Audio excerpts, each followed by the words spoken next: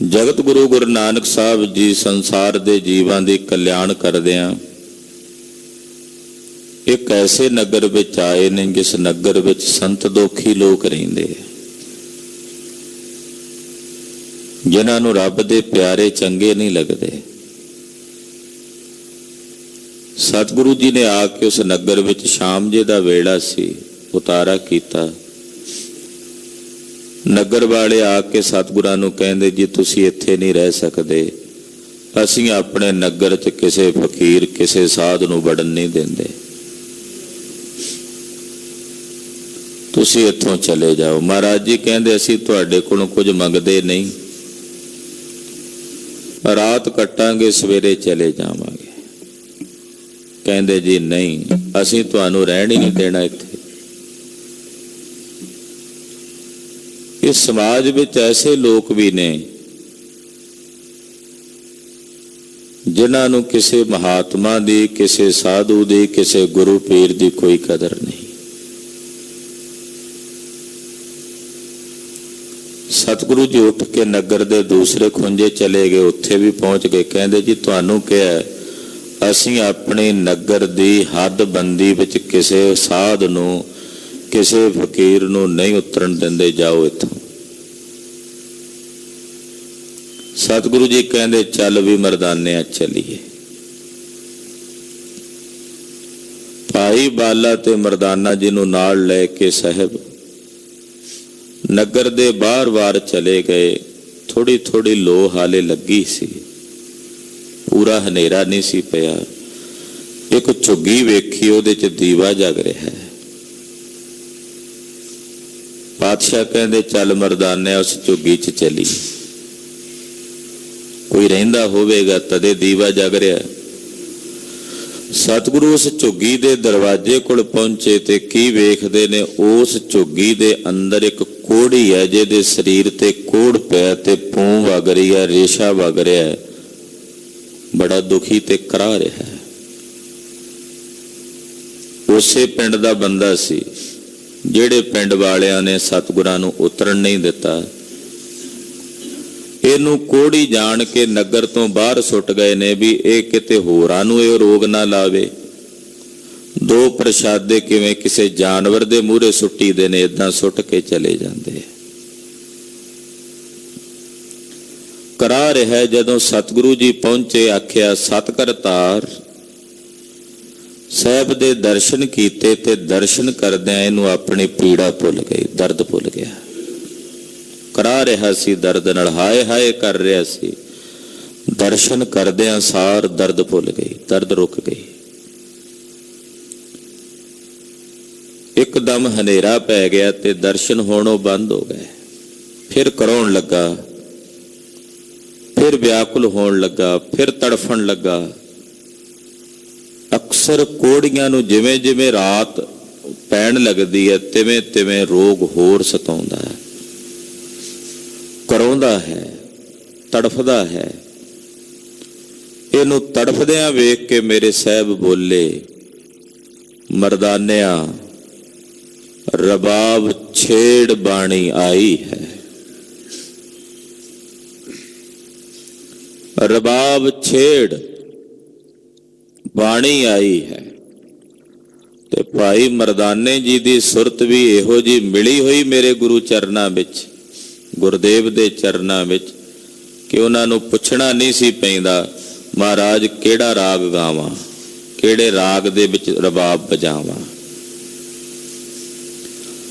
जिस राग विच बाणी उतरदी है साहब दे हिरदे च, ओही राग भाई मरदाने दी रबाब चों अपने आप छिड़ जांदा।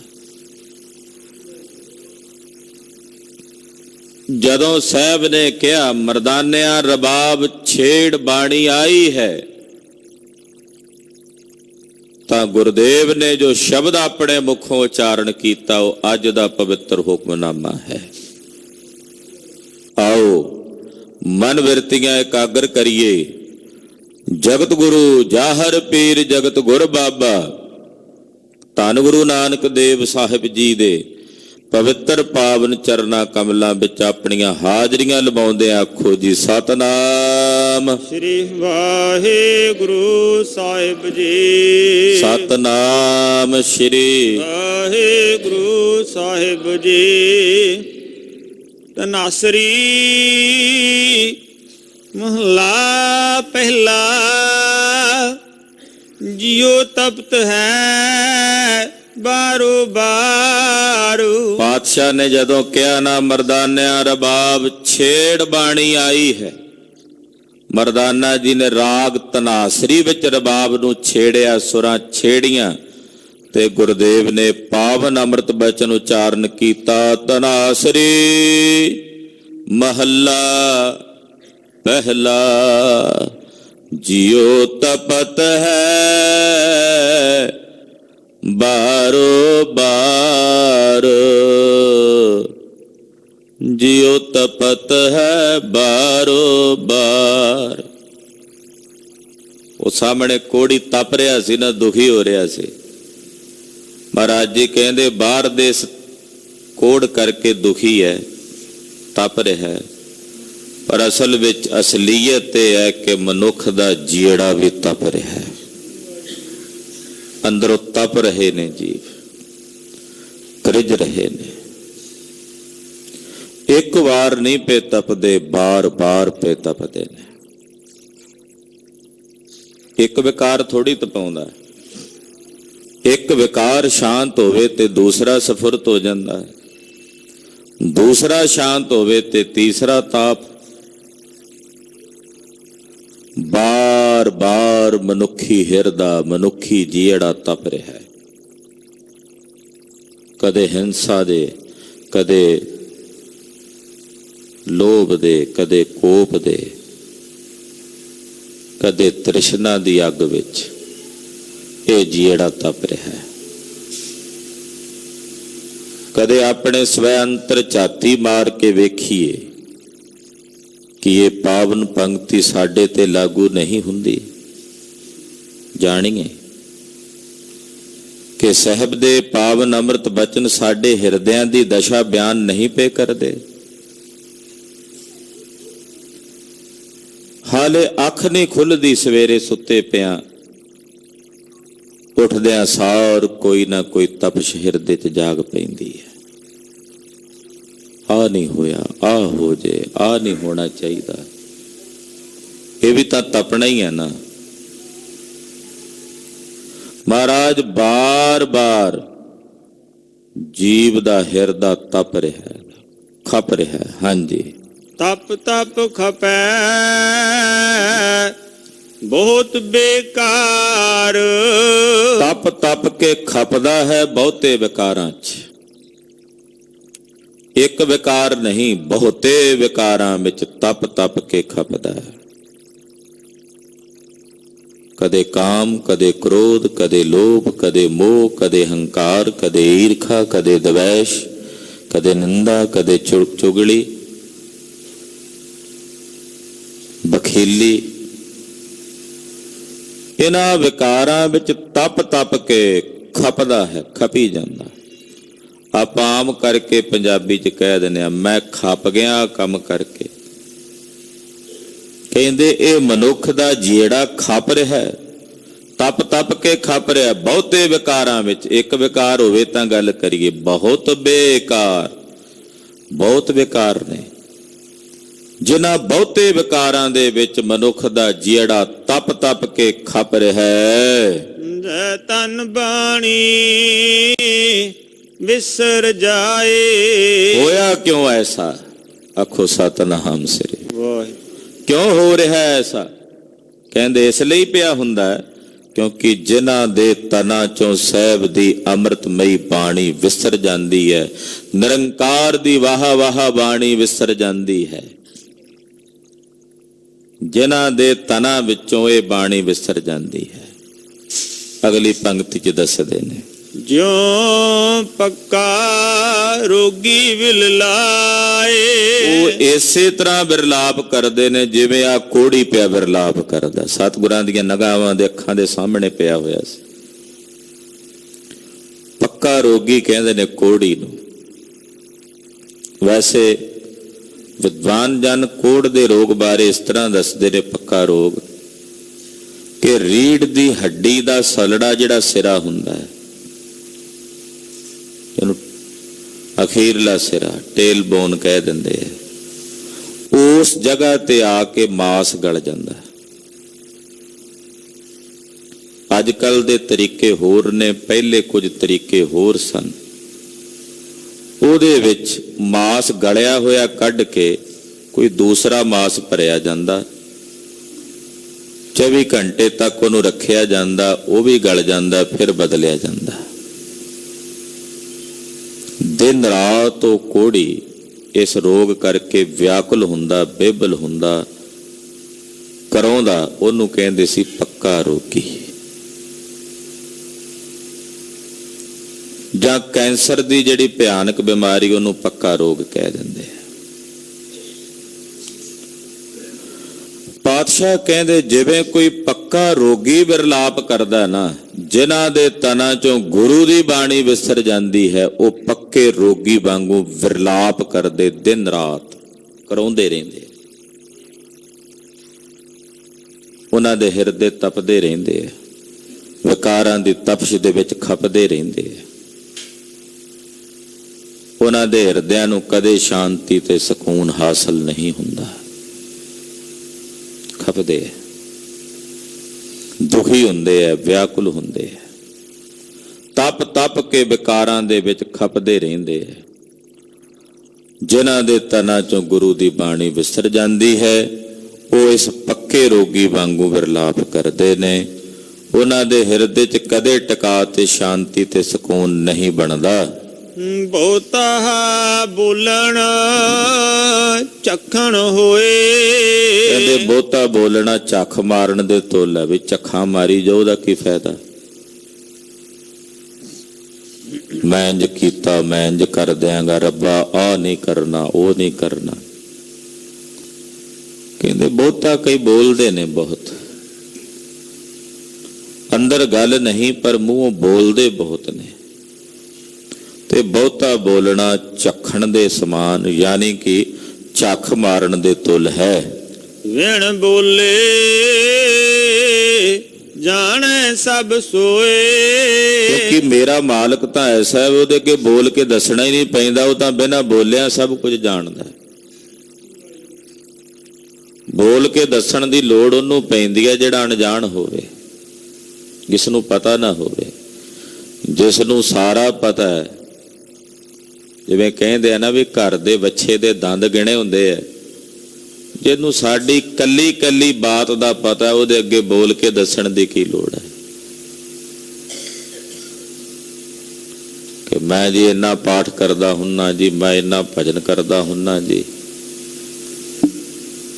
ਮੈਂ ਆਹ ਕੰਮ ਕਰਦਾ ਹੁੰਨਾ ਜੀ, ਉਹ ਬਿਨਾਂ ਬੋਲਿਆ ਸਭ ਕੁਝ ਜਾਣਦਾ। ਫਿਰ ਕੋਈ ਆਖੇ ਜੇ ਬਿਨਾਂ ਬੋਲਿਆ ਸਭ ਕੁਝ ਜਾਣਦਾ ਹੈ, ਫਿਰ ਅਰਦਾਸ ਕਰਨ ਦਾ ਕੀ ਮਹੱਤਵ ਹੈ। ਕਿਉਂ ਅਰਦਾਸ ਕਰਨੀ? ਹੁਣ ਵੀ ਕਥਾ ਤੋਂ ਬਾਅਦ ਗਿਆਨੀ ਜੀ ਅਰਦਾਸ ਕਰਨਗੇ, ਕਿਉਂ ਕਰਨੀ ਫਿਰ ਅਰਦਾਸ ਜੇ ਉਹ ਬਿਨਾਂ ਬੋਲਿਆ ਜਾਣਦਾ। ਤਾਂ ਇੱਕ ਬੱਚਾ ਖੇਡ ਰਿਹਾ ਹੈ, ਖੇਡਦਿਆਂ ਖੇਡਦਿਆਂ ਰੋਣ ਲੱਗ ਪੈਂਦਾ।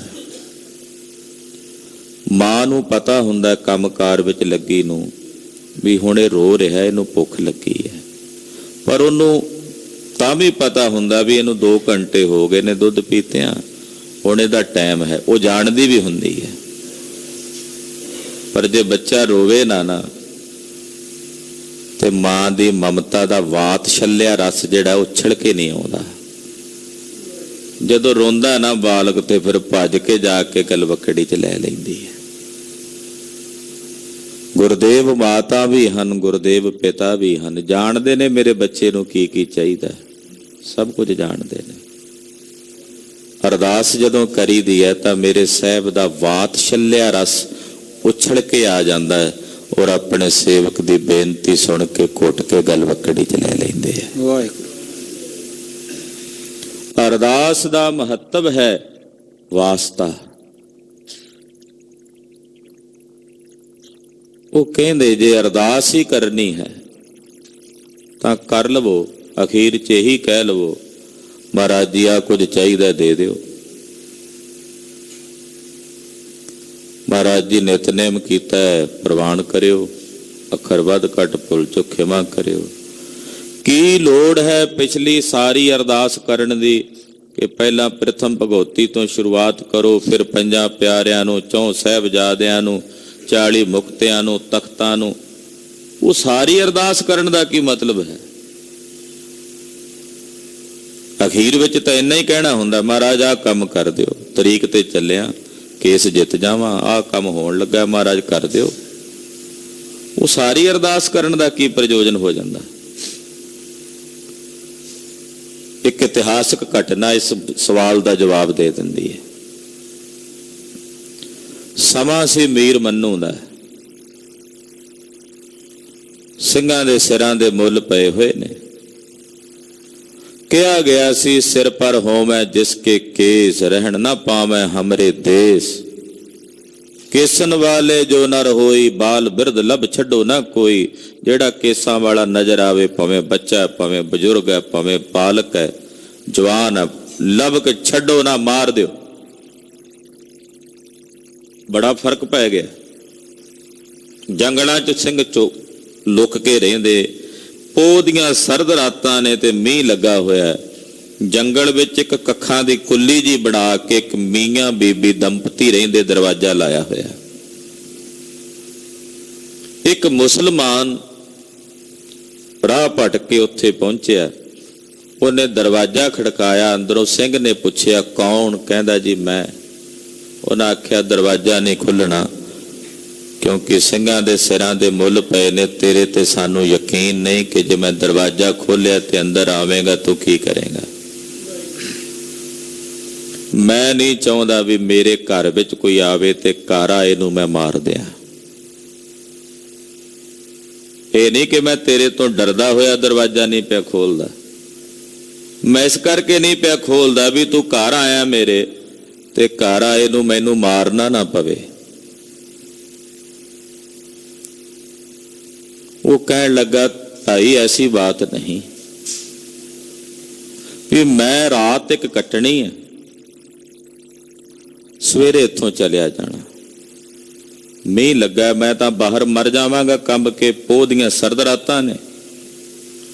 ਸਿੰਘ ਨੇ ਅੱਗੋਂ ਫੇਰ ਆਖਿਆ ਸੱਜਣਾ ਮੈਂ ਤੇਰੇ ਤੇ ਯਕੀਨ ਨਹੀਂ ਕਰ ਸਕਦਾ, ਕਿਉਂਕਿ ਤੇਰਾ ਤੇ ਸਾਡਾ ਫਰਕ ਬੜਾ ਪੈ ਚੁੱਕਾ।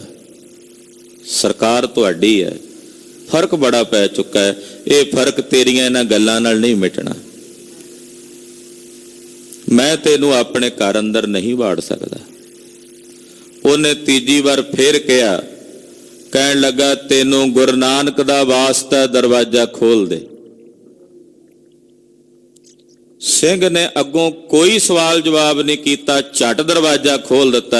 ਆਖਿਆ ਹੁਣ ਤੂੰ ਮੇਰੇ ਵੱਡਿਆਂ ਦਾ ਵਾਸਤਾ ਪਾ ਦਿੱਤਾ, ਆ ਜਾ ਅੰਦਰ। ਉਹਨੇ ਉੱਥੇ ਰਾਤ ਕੱਟੀ, ਦਿਨ ਚੜਿਆ ਤੇ ਟੁਰਦਾ ਹੋਇਆ।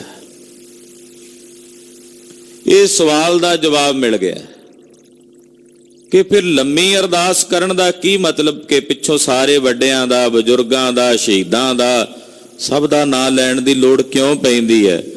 ਅਸੀਂ ਵੀ ਨਿਕੰਮੇ ਆ, ਪਰਮਾਤਮਾ ਤੇ ਸਾਡੇ ਵਿੱਚ ਫਰਕ ਇੰਨਾ ਪੈ ਚੁੱਕਾ ਹੈ ਕਿ ਉਹਨੂੰ ਹੁਣ ਸਾਡੇ ਤੇ ਯਕੀਨ ਨਹੀਂ ਰਿਹਾ। ਜਦੋਂ ਵੱਡਿਆਂ ਦਾ ਨਾਂ ਲੈ ਕੇ ਵਾਸਤਾ ਪਾਉਂਦੇ ਆ ਤੇ ਫਿਰ ਉਹ ਸਾਡੇ ਲਈ ਦਰਵਾਜ਼ਾ ਖੋਲ ਦਿੰਦਾ। ਨਹੀਂ ਤਾਂ ਫਰਕ ਸਾਡਾ ਵੀ ਬੜਾ ਪੈ ਗਿਆ। ਪਰਮਾਤਮਾ ਦੇ ਯਕੀਨ ਦੇ ਪਾਤਰ ਅਸੀਂ ਵੀ ਨਹੀਂ ਰਹੇ, ਅਕਿਰਤ ਕਣ ਹੋ ਗਏ ਆ। ਪਰ ਜਦੋਂ 10 ਪਾਤਸ਼ਾਹੀਆਂ ਦਾ ਨਾਂ ਲੈਨੇ ਆ, 5 ਪਿਆਰਿਆਂ ਦਾ ਨਾਂ ਲੈਨੇ ਆ, 4 ਸਾਹਿਬਜ਼ਾਦਿਆਂ ਨੂੰ ਸਿਮਰਤੀ 'ਚ ਲਿਆਉਂਦੇ ਆ, 40 ਮੁਕਤਿਆਂ ਨੂੰ, ਸ਼ਹੀਦਾਂ ਨੂੰ, ਤਾਂ ਉਸ ਵਕਤ ਪਰਮਾਤਮਾ ਦਾ ਦਰਵਾਜ਼ਾ ਖੁੱਲ ਜਾਂਦਾ ਵੀ ਇਹ ਇਹਨਾਂ ਦੇ ਵਾਰਸ ਨੇ, ਉਹਨਾਂ ਦਾ ਵਾਸਤਾ ਪਾਉਂਦੇ ਆ। ਅਰਦਾਸ ਇਸ ਕਰਕੇ ਕਰਨੀ ਪੈਂਦੀ, ਨਹੀਂ ਤਾਂ ਮਾਲਕ ਬਿਨਾਂ ਬੋਲਿਆਂ ਸਭ ਕੁਝ ਜਾਣਦਾ। ਇੱਥੇ ਪਾਤਸ਼ਾਹ ਕਹਿੰਦੇ ਵਿਣ ਬੋਲੇ ਜਾਣ ਸਭ ਸੋਏ। ਬਿਨਾਂ ਬੋਲਿਆਂ ਉਹ ਸਭ ਕੁਝ ਜਾਣਦਾ ਹੈ। ਰਹਾਉ ਜਿਨ ਕੰਨ ਕੀਤੇ ਅੱਖੀ ਨਾਕ। ਜਿਸ ਵਾਹਿਗੁਰੂ ਨੇ ਵਿਧਾਤੇ ਨੇ ਸਾਨੂੰ ਕੰਨ ਦਿੱਤੇ ਆ, ਕੰਨ, ਅੱਖਾਂ ਦਿੱਤੀਆਂ ਨੇ, ਨੱਕ ਦਿੱਤਾ, ਨੱਕ, ਇੰਦਰੀਆਂ ਪਰਮੇਸ਼ਰ ਦੀਆਂ ਦਿੱਤੀਆਂ ਹੋਈਆਂ, ਕਾਇਆ ਪਰਮੇਸ਼ਰ ਦੀ ਦਿੱਤੀ ਹੋਈ ਹੈ। ਜਿਸ ਵਾਹਿਗੁਰੂ ਨੇ ਸੁਣਨ ਨੂੰ ਕੰਨ ਦਿੱਤੇ ਨੇ, ਕਿੰਨੇ ਜੀਵ ਨੇ ਜਿਨ੍ਹਾਂ ਕੋਲ ਕੰਨ ਨਹੀਂ ਸੁਣਨ ਨੂੰ ਇਹਨੂੰ।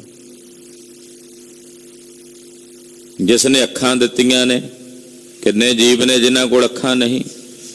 ਨੱਕ ਦਿੱਤਾ, ਕਿੰਨੇ ਜੀਵ ਨੇ ਨੱਕਾਂ ਤੋਂ ਵੀ ਹੋਣੇ ਨਕਟੇ ਹੀ ਨੇ।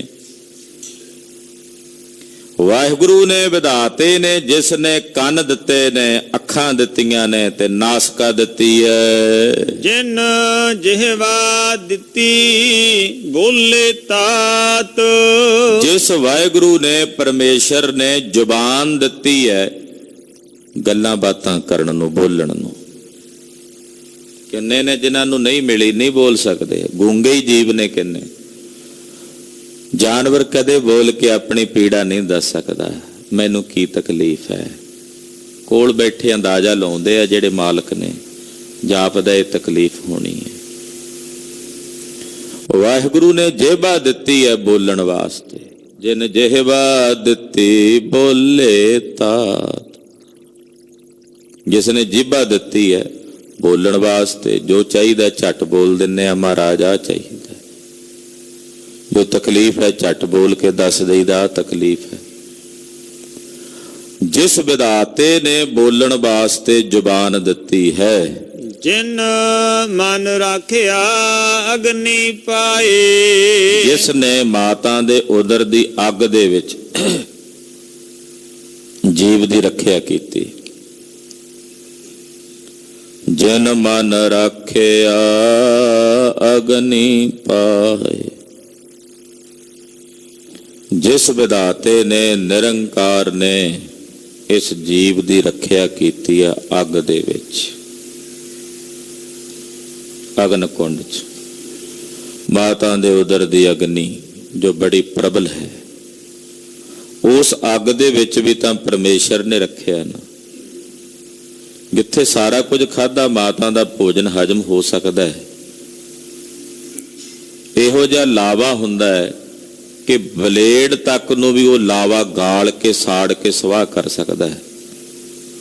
ਉੱਥੇ ਨਾਲ ਇੱਕ ਪਾਸੇ ਸਰੀਰ ਦੀ ਜਿਹੜਾ ਕੂੜਾ ਤੇ ਕੋਮਲ ਹੈ, ਪਰਮੇਸ਼ਰ ਰੱਖਿਆ ਕਰ ਰਿਹਾ ਹੈ। ਆਲੇ ਵੀ ਤੂੰ ਆਖੇ ਵੀ ਰੱਬ ਨਹੀਂ ਹੈ, ਕਿੱਡੀ ਵੱਡੀ ਮੂਰਖਤਾ ਹੈ। ਫਿਰ ਵੀ ਨਾ ਮੰਨੇ। ਪ੍ਰਤੱਖ ਕਲਾ ਪਰਮੇਸ਼ਰ ਦੀ। ਕੋਈ ਕਹਿੰਦਾ ਨਾ ਵੀ ਕਰਾਮਾਤ ਵੇਖਣੀ, ਕਿੱਡੀ ਵੱਡੀ ਕਰਾਮਾਤ ਹੈ ਪਰਮੇਸ਼ਰ ਦੀ। ਜਿਸ ਨੇ ਇਸ ਜੀਵ ਦੀ ਰੱਖਿਆ ਮਾਤਾ ਦੇ ਉਦਰ ਦੀ ਅੱਗ ਦੇ ਵਿੱਚ ਕੀਤੀ ਹੈ। ਵਾਜੈ ਪਵਨ ਆਖੈ ਸਭ ਜਾਏ। ਜਦੋਂ ਪ੍ਰਸੂਤਾ ਹੋਣ ਦੀ ਵਾਯੂ ਚੱਲਦੀ ਹੈ, ਜਨਮ ਹੁੰਦਾ ਹੈ ਤੇ ਸਾਰੇ ਕਹਿੰਦੇ ਜੀ ਜਨਮ ਹੋ ਗਿਆ। ਆਖੈ ਸਭ ਜਾਏ, ਉਦੋਂ ਸਾਰੇ ਕਹਿੰਦੇ ਜੀ ਜਨਮ ਪਿਆ। ਵੇਖੋ ਜੀ ਫਲਾਣੇ ਦੇ ਘਰ ਬਾਲਕ ਦਾ ਜਨਮ ਹੋਇਆ, ਸੰਤਾਨ ਦਾ ਜਨਮ ਹੋਇਆ। ਉਦੋਂ ਤੋਂ ਕਿਸੇ ਦਾ ਪੁੱਤ ਬਣ ਗਿਆ, ਕਿਸੇ ਦਾ ਭਾਈ ਬਣ ਗਿਆ। ਏਦਾਂ ਸੰਬੰਧ ਹੋ ਜੋੜ ਕੇ ਕਿਸੇ ਦਾ ਭਤੀਜਾ ਹੋ ਗਿਆ, ਕਿਸੇ ਦਾ ਭਾਣਜਾ ਹੋ ਗਿਆ। ਰੱਬ ਉਸੇ ਵੇਲੇ ਹੀ ਭੁੱਲ ਗਿਆ, ਪਰਮੇਸ਼ਰ ਉਸੇ ਵੇਲੇ ਹੀ ਵਿਸਰ ਗਿਆ ਜਿਹਨੇ 9 ਮਹੀਨਿਆਂ ਤੱਕ ਉਦਰ ਦੀ ਅੱਗ ਦੇ ਵਿੱਚ ਰੱਖਿਆ ਸੀ। ਉਦੋਂ ਇਹ ਸਾਰੇ ਸੰਬੰਧ ਚੇਤੇ ਆ ਗਏ। ਹਾਂਜੀ। ਜੇਤਾ ਮੋਹ ਪ੍ਰੀਤ ਸਵਾਦ। ਜਿੰਨੇ ਮੋਹ ਨੇ ਪਦਾਰਥਾਂ ਦੇ ਤੇ ਸੰਸਾਰ ਦੇ ਸਵਾਦਾਂ ਦੇ ਨਾਲ ਜਿਹੜੀ ਪ੍ਰੀਤ ਹੈ।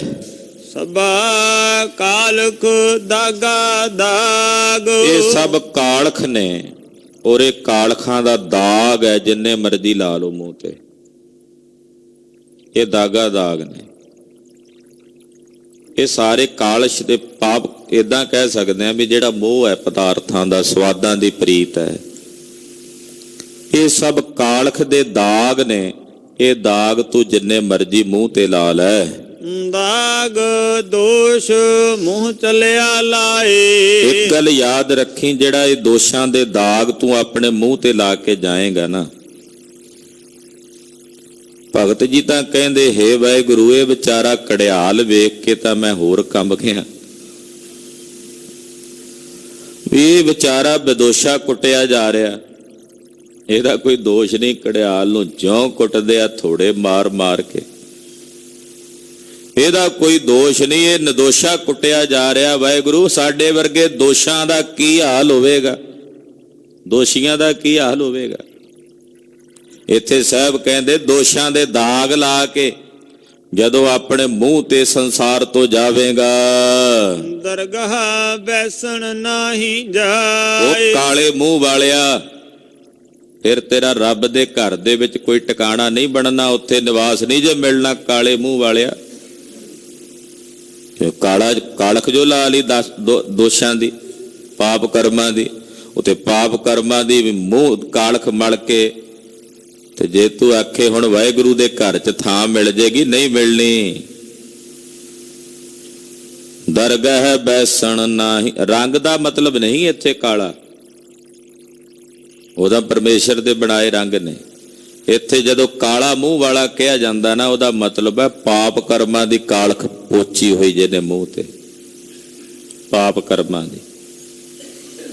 ਆਪਣੇ ਕਹਿ ਨਹੀਂ ਦਿੰਦੇ ਆਮ ਪੰਜਾਬੀ 'ਚ ਕਹਿਵਤ, ਉਹ ਕਾਲੇ ਮੂੰਹ ਵਾਲਿਆ ਸ਼ਕਲ ਲਈ ਚੰਗੀ ਗੱਲ ਤਾਂ ਚੰਗੀ ਕਰ। ਕਾਲੇ ਮੂੰਹ ਵਾਲਾ ਭਾਵੇਂ ਉਹ ਰੰਗ ਉਹਦਾ ਚਿੱਟਾ ਹੀ ਹੋਵੇ ਤਾਂ ਵੀ ਕਹਿ ਦਿੰਦੇ ਆ ਨਾ ਕਾਲੇ ਮੂੰਹ ਵਾਲਾ। ਉਹਦਾ ਮਤਲਬ ਹੁੰਦਾ ਹੈ ਕਿ ਭਾਈ ਇਹ ਗੁਨਾਹ ਦੀ ਕਾਲਖ ਹੈ ਜਿਹੜੀ ਤੂੰ ਮਲੀ ਹੋਈ ਹੈ ਚਿਹਰੇ ਤੇ।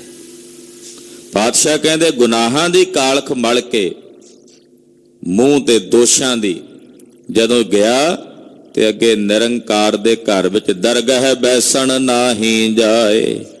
ਵਾਹਿਗੁਰੂ ਦੀ ਦਰਗਾਹ ਵਿੱਚ ਬੈਠਣ ਨੂੰ ਫਿਰ ਇਹੋ ਜਿਹਾ ਨੂੰ ਥਾਂ ਨਹੀਂ ਜੇ ਮਿਲਦੀ। ਕਰਮ ਮਿਲੈ ਆਖਣ ਤੇਰਾ ਨਾਉ। ਹੇ ਵਾਹਿਗੁਰੂ ਜੇ ਤੇਰੀ ਬਖਸ਼ਿਸ਼ ਹੋਵੇ, ਕਰਮ ਮਿਲੈ, ਜੇ ਤੇਰੀ ਬਖਸ਼ਿਸ਼ ਹੋ ਜਾਏ, ਤੇ ਜਿਨ੍ਹਾਂ ਤੇ ਤੇਰੀ ਬਖਸ਼ਿਸ਼ ਹੁੰਦੀ ਹੈ ਉਹੀ ਤੇਰਾ ਨਾਮ ਲੈਂਦੇ ਹੈ, ਉਹੀ ਤੇਰਾ ਨਾਮ ਜਪਦੇ ਨੇ ਮਹਾਰਾਜ। ਜਿਨ੍ਹਾਂ ਤੇ ਤੁਹਾਡੀ ਬਖਸ਼ਿਸ਼ ਹੋਵੇ, ਜਿਨ੍ਹਾਂ ਤੇ ਤੁਹਾਡੀ ਮਿਹਰਾਮਤ ਹੋਵੇ, ਉਹੀ ਜਪਦੇ ਨੇ ਸਤਿਨਾਮ ਵਾਹਿਗੁਰੂ, ਸਤਿਨਾਮ ਵਾਹਿਗੁਰੂ, ਸਤਿਨਾਮ ਵਾਹਿਗੁਰੂ, ਸਤਿਨਾਮ ਵਾਹਿਗੁਰੂ, ਸਤਿਨਾਮ ਵਾਹਿਗੁਰੂ, ਸਤਿਨਾਮ ਵਾਹਿਗੁਰੂ, ਨਾਮ ਵਾਹਿਗੁਰੂ, ਸਤਿਨਾਮ ਵਾਹਿਗੁਰੂ। ਜਿਨ੍ਹਾਂ ਤੇ ਮਹਾਰਾਜ ਜੀ ਤੁਹਾਡਾ ਕਰਮ ਹੁੰਦਾ, ਬਖਸ਼ਿਸ਼ ਹੁੰਦੀ ਹੈ, ਉਹ ਤੁਹਾਡੇ ਅੰਮ੍ਰਿਤ ਨਾਮ ਨੂੰ ਆਪਣੀ ਰਸਨਾ ਤੋਂ ਆਖਦੇ ਹਨ, ਨਾਮ ਨੂੰ ਆਪਣੀ ਰਸਨਾ ਤੋਂ ਉਚਾਰਦੇ ਹਨ। ਜਿਤ ਲਗ ਤਰਣਾ ਹੋਰ ਨਹੀਂ ਥਾਉ। ਇਹ ਨਾਮ ਦੀ ਬਰਕਤ ਐਸੀ ਹੈ ਜਿਸ ਦੇ ਨਾਲ ਲੱਗ ਕੇ ਜੀਵ ਤਰਦਾ ਹੈ, ਹੋਰ ਕੋਈ ਥਾਂ ਨਹੀਂ ਜੇ ਜਿੱਥੇ ਜਾ ਕੇ ਤਰਿਆ ਜਾ ਸਕੇ। ਇਹੀ ਇੱਕ ਸਥਾਨ ਹੈ ਗੁਰੂ ਨਾਨਕ ਸਾਹਿਬ ਦੇ ਚਰਨ, ਜਿੱਥੇ ਆ ਕੇ ਮਨੁੱਖ ਦਾ ਪਾਰ ਉਤਾਰਾ ਹੋ ਸਕਦਾ ਹੈ। ਹੋਰ ਕੋਈ ਥਾਂ ਨਹੀਂ ਜਿੱਥੇ ਜਾ ਕੇ ਤਰਨਾ ਹੋ ਸਕੇ। ਜੇ ਕਉ ਡੂਬੈ ਫਿਰ ਹੋਵੇ ਸਾਰ। ਜਦੋਂ ਕੋਈ ਡੁੱਬਦਾ ਨਾ ਫਿਰ ਇਹਨੂੰ ਸਾਰ ਹੁੰਦੀ ਵੀ ਮੈਂ ਡੁੱਬਦਾ ਜਾ ਰਿਹਾ। ਪਹਿਲਾਂ ਨਹੀਂ, ਪਹਿਲਾਂ ਤਾਂ ਸਮਾਂ ਹੀ ਬਰਬਾਦ ਕਰਦਾ। ਜਦੋਂ ਡੁੱਬਦਾ ਫਿਰ ਕਹਿੰਦਾ ਹੁਣ ਕਿਸ਼ਤੀ ਹੁੰਦੀ ਤਾਂ ਬਚ ਨਾ ਜਾਂਦਾ, ਪਰ ਹੁਣ ਕੀ ਫਾਇਦਾ, ਹੁਣ ਕਿੱਥੋਂ ਲਿਆਏਗਾ ਕਿਸ਼ਤੀ। ਉਹ ਤਾਂ ਪਹਿਲਾਂ ਬਣਾਉਂਦਾ, ਪਹਿਲਾਂ ਤਿਆਰ ਕਰਦਾ। ਕਹਿੰਦੇ ਜਦੋਂ ਪ੍ਰਾਣ ਸਮਾਪਤ ਹੁੰਦੇ ਆ ਨਾ ਫਿਰ ਇਹਨੂੰ ਸਾਰ ਹੁੰਦੀ ਹੈ ਵੀ ਮੈਂ ਆਪਣੀ ਜ਼ਿੰਦਗੀਆਂ ਜਾਈ ਗਵਾ ਦਿੱਤੀ ਆ, ਰੱਬ ਰੱਬ ਨਹੀਂ ਕੀਤਾ। ਨਾਨਕ ਸਾਚਾ ਸਰਬ ਦਾਤਾਰ। ਧੰਨ ਗੁਰੂ ਨਾਨਕ ਦੇਵ ਸਾਹਿਬ ਸੱਚੇ ਪਾਤਸ਼ਾਹ ਜੀ ਫਰਮਾਉਂਦੇ ਨੇ ਕਿ ਮਾਲਕ ਸੱਚਾ ਹੈ ਔਰ ਸੱਚਾ ਸਾਰੇ ਸੰਸਾਰ ਦੇ ਜੀਵਾਂ ਨੂੰ ਦਾਤਾਂ ਦੇਣ ਵਾਲਾ ਦਾਤਾਰ ਹੈ। ਉਸੇ ਦੀਆਂ ਦਿੱਤੀਆਂ ਦਾਤਾਂ ਜੀਵ ਲੈ ਕੇ ਅਕਾਲ ਪੁਰਖ ਪਰਮੇਸ਼ਰ ਦੇ ਸ਼ੁਕਰਗੁਜ਼ਾਰ ਨਹੀਂ ਹੁੰਦੇ। ਵਿਰਲੇ ਨੇ ਜਿਹੜੇ ਉਹਦੀਆਂ ਦਾਤਾਂ ਪ੍ਰਾਪਤ ਕਰਕੇ ਕਹਿੰਦੇ ਵਾਹਿਗੁਰੂ ਤੇਰਾ ਸ਼ੁਕਰ ਹੈ, ਤੇਰਾ ਸ਼ੁਕਰ ਹੈ। ਸਤਿਗੁਰੂ ਜੀ ਕਿਰਪਾ ਕਰਨ, ਇਹ ਪਾਵਨ ਅੰਮ੍ਰਿਤ ਬਚਨ ਸਾਡੇ ਹਿਰਦਿਆਂ 'ਚ ਬਸਣ। ਜਦੋਂ ਇਹ ਸ਼ਬਦ ਗਾ ਕੇ ਸੰਪੂਰਨ ਕੀਤਾ ਨਾ ਸਤਿਗੁਰਾਂ ਨੇ, ਜਿਹੜਾ ਉਹ ਕੋੜੀ ਸੀ ਉਹਦਾ ਸਾਰਾ ਕੋੜ ਸਰੀਰ ਤੋਂ ਬਿਲਕੁਲ ਦੂਰ ਹੋ ਗਿਆ, ਨਰੋਈ ਕਾਇਆ ਹੋ ਗਈ, ਗੁਰੂ ਚਰਨਾਂ ਤੇ ਟਹਿ ਪਿਆ। ਪਿੰਡ ਗਿਆ, ਲੋਕਾਂ ਨੂੰ ਜਾ ਕੇ ਕਹਿੰਦਾ, ਉਹ ਦੁਨੀਆ ਦੇ ਲੋਕੋ, ਉਹ ਤੁਸੀਂ ਨਿਰੰਕਾਰ ਨੂੰ ਆਪਣੇ ਨਗਰ 'ਚ ਨਹੀਂ ਉਤਰਨ ਦਿੱਤਾ, ਉਹ ਤਾਂ ਆਪ ਰੱਬ ਨੇ ਸੰਸਾਰ ਦੇ ਵਿੱਚ ਆਏ ਹੋਏ। ਜਿਹੜੇ ਪਿੰਡ ਵਾਲੇ ਕਹਿੰਦੇ ਅਸੀਂ ਕਿਸੇ ਸਾਧ ਨੂੰ ਪਿੰਡ 'ਚ ਬਹਿਣ ਨਹੀਂ ਦਿੰਦੇ, ਸਾਰਾ ਪਿੰਡ ਵਹੀਰਾ ਘੱਤ ਕੇ ਸਤਿਗੁਰਾਂ ਦੇ ਚਰਨਾਂ ਵਿੱਚ ਆ ਕੇ ਗੁਰੂ ਚਰਨਾਂ ਦਾ ਮੁਰੀਦ ਹੋ ਗਿਆ। ਸਤਿਗੁਰੂ ਜੀ ਕਿਰਪਾ ਕਰਨ, ਸਾਡਾ ਇਹ ਗਾਵਿਆ ਸੁਣਿਆ ਥਾਂ ਪੈ ਜੇ। ਸ੍ਰੀ ਗੁਰੂ ਗ੍ਰੰਥ ਸਾਹਿਬ ਜੀ ਮਹਾਰਾਜ ਜੀ ਦੇ ਪਾਵਨ ਗੁਰਤਾ ਗੱਦੀ ਦਿਵਸ ਦੀਆਂ ਸਮੁੱਚੀਆਂ ਸੰਗਤਾਂ ਨੂੰ ਲੱਖ ਲੱਖ ਵਧਾਈਆਂ ਹਨ। ਸਾਧ ਸੰਗਤ ਜੀ, ਬੇਨਤੀ ਹੈ, ਤਕਰੀਬਨ 9:30 ਵਜੇ ਸ੍ਰੀ ਗੁਰੂ ਗ੍ਰੰਥ ਸਾਹਿਬ ਜੀ ਦੇ ਗੁਰਤਾ ਗੱਦੀ ਦਿਵਸ ਦੇ ਸੰਬੰਧ ਵਿੱਚ ਅਖੰਡ ਪਾਠਾਂ ਦੇ ਭੋਗਾਂ ਤੋਂ ਉਪਰੰਤ ਅੰਮ੍ਰਿਤ ਸੰਚਾਰ ਹਾਲ ਦੇ ਵਿੱਚ ਦੀਵਾਨ ਸਜਣਗੇ 11 ਵਜੇ ਤੱਕ। ਸਾਰੀਆਂ ਸੰਗਤਾਂ ਦੇ ਚਰਨਾਂ ਵਿੱਚ ਬੇਨਤੀ, ਹਾਜ਼ਰੀਆਂ ਭਰ ਕੇ ਗੁਰੂ ਦਾ ਸਰਵਣ ਕਰੋ। ਦੂਸਰੀ ਬੇਨਤੀ ਹੈ, ਜੋ ਪਿਛਲੇ ਕਈ ਦਿਨਾਂ ਤੋਂ ਆਪ ਜੀ ਦੇ ਚਰਨਾਂ 'ਚ ਕੀਤੀ ਜਾ ਰਹੀ ਸ਼੍ਰੋਮਣੀ ਗੁਰਦੁਆਰਾ ਪ੍ਰਬੰਧਕ ਕਮੇਟੀ, ਧਰਮ ਪ੍ਰਚਾਰ ਕਮੇਟੀ ਸ੍ਰੀ ਅੰਮ੍ਰਿਤਸਰ ਸਾਹਿਬ ਵੱਲੋਂ 11 ਨਵੰਬਰ ਨੂੰ ਸਮਾਣਾ ਫਤਿਹ ਦਿਵਸ ਮਨਾਇਆ ਜਾ ਰਿਹਾ ਹੈ, ਜਿਸ ਦੇ ਸਬੰਧ ਵਿੱਚ ਫਤਿਹ ਮਾਰਚ ਦੋਦੜਾ ਨਗਰ ਹੈ ਸਮਾਣੇ ਦੇ ਨੇੜੇ, ਕੁਲਾਰਾਂ ਦੇ ਪਾਸ, ਉੱਥੇ ਬਾਬਾ ਬੰਦਾ ਸਿੰਘ ਬਹਾਦਰ ਜੀ ਨੇ ਚਰਨ ਪਾਏ, 9ਵੇਂ ਪਾਤਸ਼ਾਹ ਜੀ ਦੇ ਚਰਨ ਪਏ। ਉੱਥੋਂ ਹੀ ਬਾਬਾ ਬੰਦਾ ਸਿੰਘ ਜੀ ਨੇ ਸਮੁੱਚੇ ਪੰਥ ਨੂੰ, ਬਾਬਾ ਵਿਨੋਦ ਸਿੰਘ, ਬਾਜ ਸਿੰਘ, ਫਤਿਹ ਸਿੰਘ ਜੀ ਵਰਗੇ ਯੋਧਿਆਂ ਨੂੰ ਨਾਲ ਲੈ ਕੇ ਸਮਾਣੇ ਤੇ ਹਮਲਾ ਕੀਤਾ ਸੀ। ਉਹ ਫਤਿਹ ਮਾਰਚ ਦੋਦੜੇ ਤੋਂ ਕੱਲ ਸਵੇਰੇ 9 ਵਜੇ ਪ੍ਰਾਰੰਭ ਹੋ ਕੇ ਸਮਾਣੇ ਗੁਰਦੁਆਰਾ ਥੜਾ ਸਾਹਿਬ ਵਿਖੇ ਸ਼ਾਮ ਨੂੰ ਸਮਾਪਤੀ ਹੋਵੇਗੀ। ਉਪਰੰਤ ਉੱਥੇ ਗੱਤਕਾ ਮੁਕਾਬਲੇ ਹੋਣਗੇ। ਸੰਗਤਾਂ ਦੇ ਚਰਨਾਂ 'ਚ ਬੇਨਤੀ ਹੈ ਕਿ ਆਪ ਜੀ ਉਸ ਫਤਿਹ ਮਾਰਚ ਵਿੱਚ ਸ਼ਮੂਲੀਅਤ ਕਰੋ ਔਰ ਸਤਿਗੁਰੂ ਸੱਚੇ ਪਾਤਸ਼ਾਹ ਜੀ ਮਹਾਰਾਜ ਜੀ ਦੀਆਂ ਖੁਸ਼ੀਆਂ ਪ੍ਰਾਪਤ ਕਰੋ। ਔਰ ਜਿਨ੍ਹਾਂ ਮਾਈਆਂ ਭਾਈਆਂ ਨੇ ਜਾਣਾ ਹੈ, ਉਹਨਾਂ ਨੂੰ ਲਿਜਾਣ ਵਾਸਤੇ ਕੱਲ ਸਵੇਰੇ 8 ਵਜੇ ਥੱਲੇ ਜੋ ਦਫ਼ਤਰ ਹੈ ਲੰਗਰ ਹਾਲ ਦੇ ਸਾਹਮਣੇ, ਉੱਥੇ ਬੱਸਾਂ ਖੜੀਆਂ ਹੋਣਗੀਆਂ। ਜਿਨ੍ਹਾਂ ਜਾਣਾ ਹੈ ਉਹ ਕਿਰਪਾ ਕਰਕੇ ਹੈਡ ਗ੍ਰੰਥੀ ਦਫ਼ਤਰ ਦੇ ਵਿੱਚ ਆਪਣੇ ਨਾਮ ਜ਼ਰੂਰ ਲਿਖਾ ਦਿਓ, ਤਾਂ ਜੋ ਸਾਰੀ ਸੰਗਤ ਨੂੰ ਲਿਜਾਣ ਵਾਸਤੇ ਪ੍ਰਬੰਧ ਕੀਤਾ ਜਾ ਸਕੇ। ਬੇਨਤੀ ਸਮੂਹ ਸੰਗਤ ਨੇ ਪ੍ਰਵਾਨ ਕਰਨੇ ਜੀ। ਵਾਹਿਗੁਰੂ ਵਾਹਿਗੁਰੂ ਵਾਹਿਗੁਰੂ ਵਾਹਿਗੁਰੂ।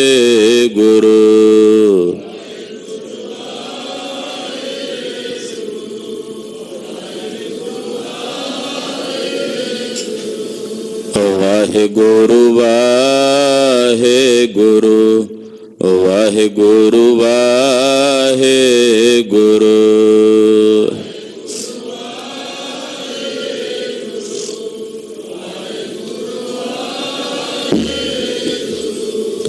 ਵਾਹਿਗੁਰੂ ਵਾਹਿਗੁਰੂ ਵਾਹਿਗੁਰੂ ਵਾਹਿਗੁਰੂ।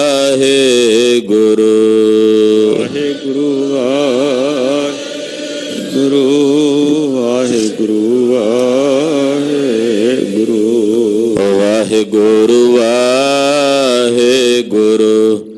ਵਾਹਿਗੁਰੂ ਵਾਹਿਗੁਰੂ। ਵਾਹਿਗੁਰੂ ਵਾਹਿਗੁਰੂ ਵਾਹਿਗੁਰੂ ਵਾਹਿਗੁਰੂ। ਵਾਹਿਗੁਰੂ ਜੀ ਕਾ ਖਾਲਸਾ, ਵਾਹਿਗੁਰੂ ਜੀ ਕੀ ਫਤਿਹ।